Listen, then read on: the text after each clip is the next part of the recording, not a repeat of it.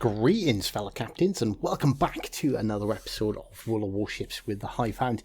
And today we have the August update, so I'm going to have some random gameplay footage in the background, but the server maintenance will take place on the 31st of August around 11 o'clock British Standard Time, or between 8 and 11 o'clock British Standard Time, and it's about 2.5 gigabytes. So best free up some room on those hard drives if you're running short. So we've had a pretty eventful summer with a lot of recent updates, but Wargaming again have seemed to pulled it out of the bag, and they are definitely keeping us busy. So the Veni Vidi Vici campaign is coming. Yes, that's right. We kind of teased it. Well, they've kind of teased it. We knew it was coming at some point, but it's actually here. The Italian Navy are making their way into the game with the cruisers coming. So the campaign, the first ship that we're going to get is the Italian battleship Roma. So she's going to be a tier 7 battleship. Her traits are going to be high speed and very maneuverable. 181, so what's that, 13, 14-inch guns? That small caliber. They're not the big 400s that we're used to seeing, but they are going to be quick traversing turrets, making switching targets easier, and it's going to be sort of most accurate at close range. This isn't going to be a long range sniper. You want to be within 15 kilometers to get the best out of her guns. There's a 40% torpedo belt, which is obviously very nice. It's not the highest we've seen. I think the Yamato was 55 and the Alabama's up in the 50s as well, but it's going to have good torpedo reduction. So there's going to be 100 milestones in the campaign, and it's going to have, the usual plethora of rewards, boosters, currencies, with the new currency being lira, which you can spend in the Admiralty, and you'll get a bunch of Italian cruiser crates and the Italian commander crates. So the weekly missions are going to be cumulative. So if you can't finish them all in a week, they don't reset or disappear each week. They just get added to the following week. So, potentially you could do it all in the last week. But Wargaming have confirmed that there will be a difficulty curve this time. So the weeks are going to increasingly get more and more difficult to complete the campaign. So that should be interesting. That should give us something a bit more to work for. So rewards without the Admiralty backing. So there's going to be 60 boosters, 11 Regala Marina camouflages. I'm probably butchering that. 235,000 Commander XP, 2,500 Global XP, 350,000 credits, 8 promotion orders, an insignia, a commendation, 5 Italian cruiser crates, 1 big Italian cruiser crate, 7 days of premium, 800 lira, 300 doubloons, a Italian commander crate, a patch background, and the patch symbol. But if you take the Admiralty back in, you're going to get an extra 45 rare boosters, 35 epic boosters, another 11 camos, 12,000 global XP, an extra 140,000 commander XP, 1.3 million credits, 17 promotion orders, 3 insignias, another 2 commendations, 7 more Italian cruiser crates, 3 big Italian cruiser crates, 1,600 lira, 950 doubloons, and of course the tier 7 battleship Roma, if you do in fact complete the line. So obviously, as we've said, the cruisers are coming, so we're going to have the early access as we're kind of used to.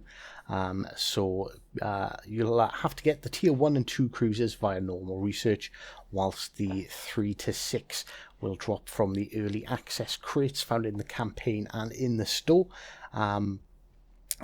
Usual thing, you get the regular and the large, with the large having more chance of providing you with a ship. So the Italian cruisers offer a mix of good mobility and light armour. They have 203mm guns at the higher tiers. They have reasonable torpedo armament, but they are quite squishy. So apparently their armour is very similar to that of the British. So if it is, what I'm expecting at higher tier is a decent bow, but a very thinly armoured ship overall. So we're going to have get ready for the butchering of the Italian cruiser names: the Nino Bixio, the Trento, the Alberto de Gassion, the Ramanodo Monteculico, the Trento, the Zara, and when the next update comes, when September update comes, we are going to get access to the Amalfi at tier 7. So obviously there's going to be a bunch of commanders. So I'm not going to try and butcher the commander names. We'll just skip over them for now. But yeah, obviously there's going to be a bunch of new commanders. There are 4 being released at the moment, with a variety of different perks, such as reducing the fuse timer for AP shells. So basically turning your cruiser AP into short fuse armor piercing like the British have. Any other things that are particularly interesting? Reduces the reload time of main guns. It's not insane. Is going to reduce the range of your torpedoes, but make them faster and provide you with more concealment on them. So there's a couple of interesting perks. It's going to be quite good to see them when they come in. A big update is improvement to the legendary skills. There has been a lot of complaints about them not feeling overly legendary. So there's, if you've got questions about these, drop a comment and I'll go back to Wargaming and I'll try and get a bit of clarity on them, because yeah, these are significant changes. So let's start running through them. So we're going to have Unstoppable. So Unstoppable speeds up the damage control cooldown time by 50% when you're within range of, when you're in close proximity of an enemy ship. So yeah, that could be a game changer. I'm hoping you can still run as normal. Will to Rebuild will automatically activate a repair party effect if the ship is lower than 20% hit points, independently of whether the consumable is available or not. Restoration recurs at a point of 0.5% of the maximum hit points of the ship when in proximity to an allied ship. So if you're close to one of your allies, you take a beating, you're down to 10%, your ship will automatically rebuild as long as you're within close proximity to an ally.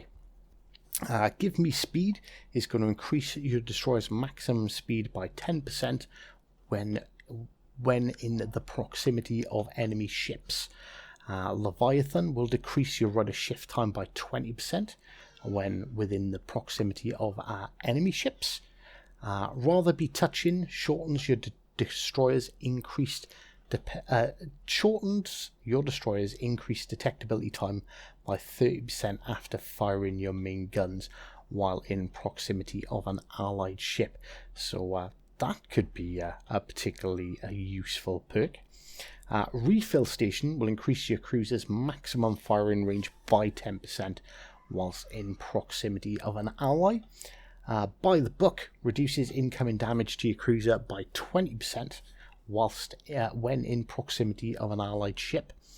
Farsight is going to reduce incoming torpedo damage to your ship by 30% when in proximity of an allied ship. So I don't know if these are added effects, by the way. Sorry, just to confirm. So these are in fact added effects. I kind of misread and I was just checking. I thought, well, let's just double check. So these are along with their original perks. So these are additional buffs. So running with scissors is going to increase your battleship's main gun shell damage by 15% when you're within close proximity of an enemy ship.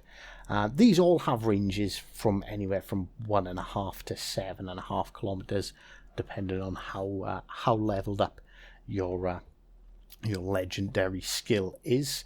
Smorgathon is going to increase your torpedo speed by 10 knots when you're within proximity of an ally. Equilibrium of power, no proximity effect. However, this skill has been moved to legendary tier, as well as been added to Norman Scott and Thomas Kincaid. Additionally, the skill will statically reduce the ship's chances of setting fires with HE by 2%. So yeah, that's going to be interesting. I think we're going to see a lot of commanders change their skills around. Now, upcoming, we've seen more teasers. We know that the Transformers Warships in Disguise is going to be dropping, and that is going to be coming on the 18th of September. And we're going to see Optimus Prime and Bumblebee for the Autobots, and Megatron and Rumble will fight for the Decepticons. So their traits are going to be quite interesting. Optimus Prime's unique skills, Reconstructor, reduces repair party cooldown time by up to 6%. And Revocation Protocol shortens the duration of fires on your ship by 5 and up to 20%, whilst decreasing spotter plane's cooldown timer. Now, you get a lot of people complaining about HE spam, and it is. HE spam's really annoying. So reducing the duration of fires on your ship is going to be a very useful perk. Hopefully, they're not just fixed to the particular ships, which is the Iowa for Optimus Prime and the Fletcher for Bumblebee. So Bumblebee has two unique skills: Overboost, which increases the duration of engine boost by up to 20%, and Calculated Inversion, which drastically improves the rudder shift time by 40 to 70%, and also boosts acceleration between 40 and 100%, whilst the smoke generator is active, but makes your smoke deplete faster. So yeah, it's not like the Fletcher's not maneuverable anyway, so that's gonna be an interesting one. So Megatron, who's going to be commanding the Bismarck, Cyber Lens increases your battleship's main firing range by up to 6%. Is that a perk you really want on a battleship, on a German battleship? Like, you kind of want to keep that. You don't really want to be extending their range because they're not particularly accurate. And the longer the longer it is, the range is, the less accurate your shots are going to be. But he does also get the Revocation Protocol, which shortens the fire duration on your ship by up to 20%. And then we're going to see Rumble commanding the Tashkent. He's going to get Robotic Breadth, which is going to increase the destroyer's main gun range by 6%. And also going to get the Calculated Inversion, which is going to give the up to minus 70% on rudder shift time and up to 100% boost on acceleration, whilst the smoke generator is active. So whether the French destroyers, whether you give these smokeless speedsters a spin in the previous update or not, you certainly met a couple of them in battle. You can now research the full line of gunboats up to and including the handsome La Fantastique, or La Fantasque, as I like to call it, and they come complete with the main battery reload booster, bolstering their 139mm guns. Engine boost will also be present on it, and it can push the destroyer into the low 50 knots. apparently. So that's going to be quite interesting, and that is definitely going to be giving the Fletcher a run for its money. Now, camouflage management is coming. What the hell is camouflage management? What you can do now is basically melt down your old camos. So all those camos that you've been saving up, you know, the tier 1 and tier 2s that only give you like -4 to incoming fire dispersion or -4 to detectability. You know, you always go for the one that's got the +4.5 for the 2, yeah? I do anyway, as long as you can. Basically, you can start melting them down into paint, and once you have enough paint, you can create permanent camos for your ships. You can create historic camos for your ship, which is a feature that will be rolled out in a later update, and more camos will be added on a regular basis. So basically what you're doing is melting them down and making permanent camos. So the base permanent camo is going to be crap. It's going to have a 0.5 bonus to detectability and to incoming fire dispersion, but you can upgrade it. So 150 paint to upgrade to tier 2, 250 to upgrade to tier 3, 350 to upgrade to tier 4. Tier 4 will give you the 4.5 like we have at the moment. So particularly good for people who generally tend to stick with playing just a handful of ships. You can do this and get permanent camouflages that are going to be periodically added. So I'm assuming we're going to get to see a few in this first update, and they are going to be historically accurate camos, which is nice to see. They're going to be adding a filter option for the Italian ships, obviously, and the Italian commanders. Boosters can now be converted in bulk. Holy shit. Do you know how many times has someone seen me on the stream complaining about how many boosters I've got and how much time it will take me to convert them all? Yep, this is it. This update wins. This update has won at life. Basically, you can get a slider bar, and you can slide it straight up and convert all of your standard boosters into rare boosters, and then all the rares into epic in 2 moves. That is fantastic. Genuinely, that is the most exciting thing I've seen in, like, for me personally, in an update, because I've got, I think I've got like 2,000 standard boosters for Commander XP. I'm never going to sit there and convert all of them. Well, I wasn't until now. So that's going to be great. They're enabling voiceovers for Mexican Spanish. Water splash effects have been reworked for a more realistic experience. Any unspent Liberty bonds, as usual, be converted at a rate of 7,500 credits per bond. Blurring of the UI is now smoother at the end of the battle. Full screen notifications on instances where blurring is used. Artwork for the Russian commanders, except Anton Gurin, are receiving a slight improvement. Tier 1 ships, except from the Albany and the Chikuma, have been removed from the default port line for new players. They can still be bought for 0 credits, but once the player's accounts reach level 3. So basically, for new people to the game, you get the choice between the Albany and the Chikuma to start off with. Several personal patches have received recentering to align better with the various backgrounds, and several premium ships have been moved to the ships menu. So whereas normally you look in the store to buy a premium ship, if you look in the lines, there are some that can be purchased there. So basically they're adding some there.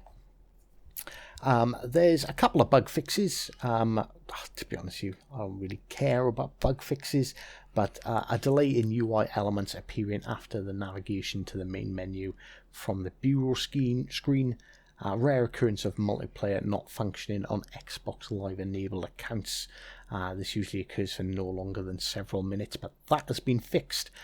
Focus frame disappearing for commanders when players enter the assigned commander menu and then exiting and entering again. Upgrade notification, new ships available for unlocking sometimes took players to the loadout menu instead of the ship progress bar, so that's been fixed.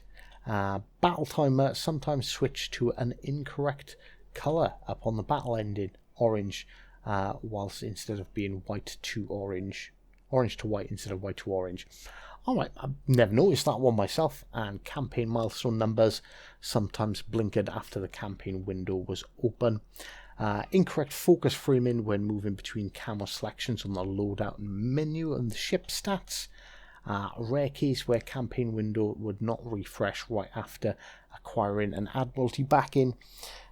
Upon opening the commander menu for the first time after launching the game, players would see unintended animation on the background flag that has been removed, and players from different platforms with the same nickname could cause the voice chat UI to be displayed incorrectly.